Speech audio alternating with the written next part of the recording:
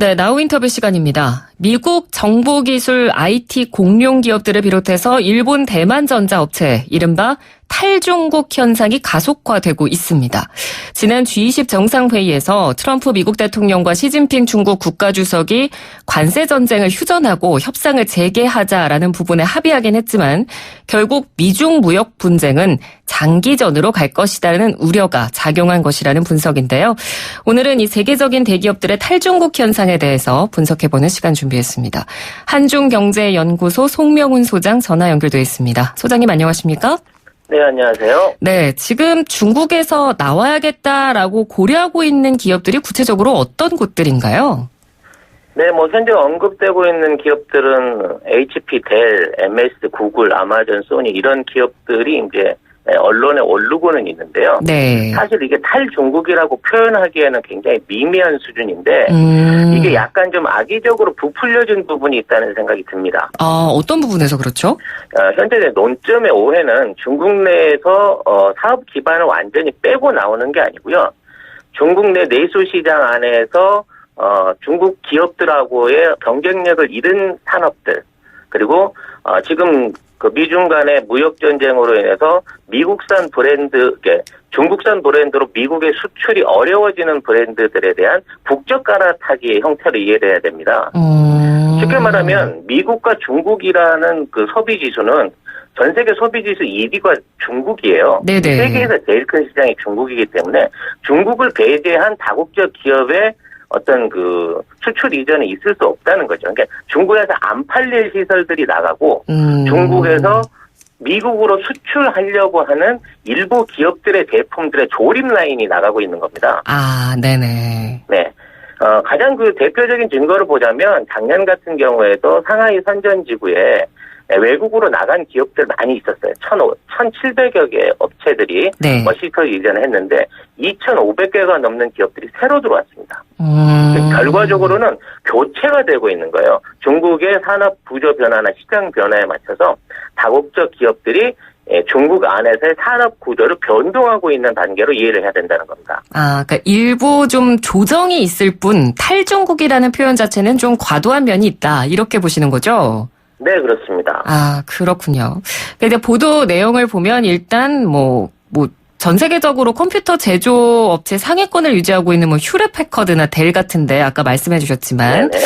노트북 분야에서 30% 정도 다른 국가로 이전할 거다 이런 얘기가 있었고 그리고 네네. 방금 말씀해 주신 거랑 어떻게 보면 연관이 될 수 있는 부분인데 마이크로소프트나 구글, 아마존, 소니, 닌텐도 같은 데가 게임기와 스마트 스피커 생산의 일부를 다른 데로 옮기겠다.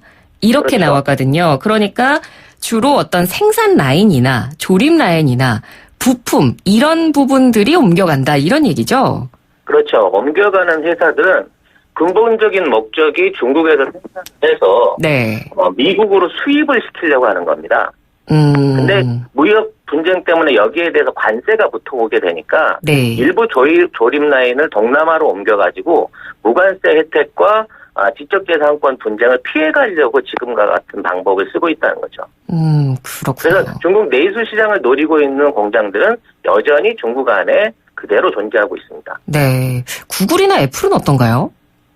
구글 경우에는 구글이 철수한다고 했던 거는 과거에 이제 안드로이드 앱 같은 거나 이메일 같은 데서 개인 정보라든지 기업 정보를 요구했기 때문에 거기에 이제 거부하고 나갔었는데요. 네. 이제는 그걸 수용하고라도 다시 들어가겠다라고 하는 태도를 보이고 있는 거고요. 구글이 이제 철수하기로 한 거는 네스트라고 불리는 우리 스마트 스피커 같은 네네. 그런 종류의 일부 제품 안에 생산기지를 옮기겠다는 겁니다. 예. 애플 같은 경우에는 사실은 중국이 없으면 애플이 존재할 수가 없는 수준까지 현재 그렇죠. 밀접하게 밀착해 있거든요. 네. 네. 현재 애플이 30년 동안 중국에 진출해서 500만 개 이상의 일자리를 창출을 했고, 최대 연매출이 3,700억 달러를 뛰어넘고 있습니다. 어마어마하네요. 네, 사실 중국 매출이 애플 매출의 거의 40-50%를 차지하고 있는 상황이고요. 이제 일반적으로 알려져 있지는 않지만 중국 안에서 앱스토어 안에서 개발자들이 네. 애플 앱의 4분의 1에 달하는 애플에서 사용되는 상용 앱들을 만들어서 올리고 있습니다. 네. 이게 그렇죠. 한 20조 원 규모 되거든요. 네네.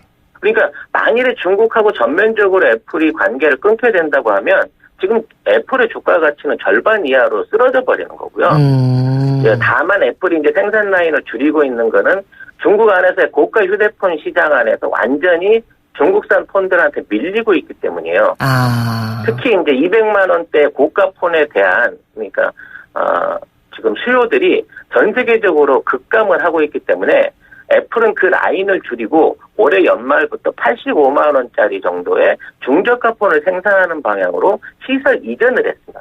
시설을 계속 개조하기 시작한 거죠. 네. 네, 거기에 맞춰서 진행이 되고 있을 뿐 실제 애플이 중국과의 관계를 끊는다라고는 얘기할 수 없는 거고 중국도 미국도 그러한 사태는 원하지 않습니다. 네.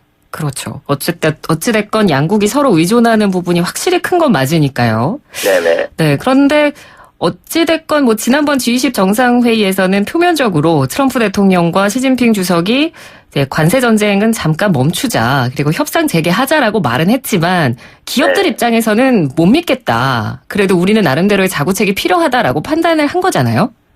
그렇죠. 현재 그 뉴욕 규제를 관세로 한다는 얘기는 이 자국의 소비자를 볼모로 한 행위입니다. 네. 자국의 기업들과. 이 트럼프가 이러한 정책을 무리해서 쓰는 거는 외국에 나가 있는 생산 기지를 미국 안으로 끌어들이기 위한 정책이거든요. 근데 이 자체가 사실 미국 안에서 불가능하다는 게 기업들이 느끼고 있는 현실인 거죠. 네. 특히 트럼프가 이제 앞으로 이런 무역 전쟁을 미국과 중국 간이 아닌 미국과 베트남이라든지 동남아 국가, 한국 같은 국가한테까지 확산하게 된다고 하면 네. 전방위로 늘어나는 이런 미국 이전 압력에 대해서 미국 기업들이 심각하게 고려해야 되는 상황이 올 겁니다. 네, 결과적으로 트럼프의 정치적인 어떤 그 야망 또는 그 공약에 대한 어떤 과식 때문에 미국 기업들은 지금 양쪽에서 시달리고 있는 상황을 맞고 있는 거죠. 네, 그렇군요. 근데 최근에 중국 내에서 인건비 같은 생산 비용도 많이 오른 게 이런 기업들의 결정을 하는 데 있어서 역할을 미쳤다는 이야기도 있던데 사실 네네. 한국에서는 중국하면 낮은 인건비라는 인식이 굉장히 강하거든요. 그럼 지금은 아닌가요? 그렇습니다. 지금 그동안은 중국에서 이런 그 인건비를 낮추고 고용을 늘리는 방향으로 그 구조 조정을 했었다고 하면 2010년도 이후에는 내수 진작을 위해서 서민들의 소득을 올려주기 위해서 매년 그 기본임금들을 국가가 유도해서 최대 22%에서 16%까지 계속해서 올려왔습니다. 네네. 네, 그리고 이제 그게 벌써 9년째 10년이 다 돼가고 있는데 올해 같은 경우에도 10% 정도의 기본임금 인상안이 의도적으로 기업들한테 강요되고 있는 거죠. 이게 이제 8년 정도만 더 지나게 되면 현재 중국의 임금이 2배가 될 가능성이 거의 확실합니다. 그렇군요. 네, 거기에다가 현재 이제 그 기업들이 사회보장 보험들을 지출하고 있는데 네. 중국의 사회보장 그 보험들의 수가가 매년 이제 지급 수가가 5% 6%씩 또 오르고 있거든요. 그러니까 보험비도 기업 안에서 부담해야 되는 보험비가 전체 인건비 중에 20% 이상이 됐는데 이것도 30%로 8년 안에 오른다는 계산이 되기 때문에 네. 사실상 인건비 저하를 보고 중국에 진출할 수 있는 기업은 앞으로도 그렇고 없을 것이다. 따라서 저인건비를 생각하는 업종들이라든지 제품들 기업들은 동남아나 다른 해외 이전이 더더욱 가속화될 수밖에라는 그 사실을 알고 진행을 해야 된다는 거죠. 그러니까 더 이상 중국에서 그런 어떤 생산 비용 절감의 메리트는 없는 거네요. 없습니다. 네. 그렇군요. 그러면 이런 현상이 중국에게 미칠 영향은 어느 정도 될까요? 중국 내수 시장 안에 예전에는 해외 기업들이 많이 들어갔습니다. LG나 삼성도 그렇죠. 백색 가전 부분에서 초반 2010년도까지는 세계 1위를 달성했었는데 현재 중국 자국 기업들의 하이얼 메이디 같은 자국 기업들의 공세 사실상 완전히 시장을 뺏긴 상태거든요. 근데 중국 안에 있는 내수 시장도 어느 정도 이제 성장이 멈췄습니다. 네. 웬만큼 팔았다는 얘기겠죠. 이제는 이런 내수 기업들이 해외 시장으로 눈을 돌리기 시작할 겁니다. 네. 앞으로 전자제품 시장에서는 그 미국 기업의 미국 시장이나 뭐 유럽 시장에서 중국제 제품들의 공습을 대비해야만 되는 상황이 나오는 거고, 뭐 국내에도 샤오미 휴대폰 같은 뭐 일부 전자제품들을 비롯한 중국산 전자제품들이 조금씩 침공을 시작하고 있는 단계를 인식해야 된다는 거죠. 그렇죠. 우리나라도 지금 뭐 그런 샤오미는 뭐 휴대폰뿐만 아니라 전반적으로 지금 특히 젊은 층에서는 뭐 값이 싸다는 메리트로 많이 이용을 하고 있으니까요. 뭐 배터리 시장은 완전히 샤오미의 장을 그 휴대폰 배터리 시장 완전히 그렇습니다. 보조 배터리 시장 샤오미에 넘어갔죠. 네네. 그러면 소비자들이 직접적으로 입을 영향은 어떤 게 있을까요?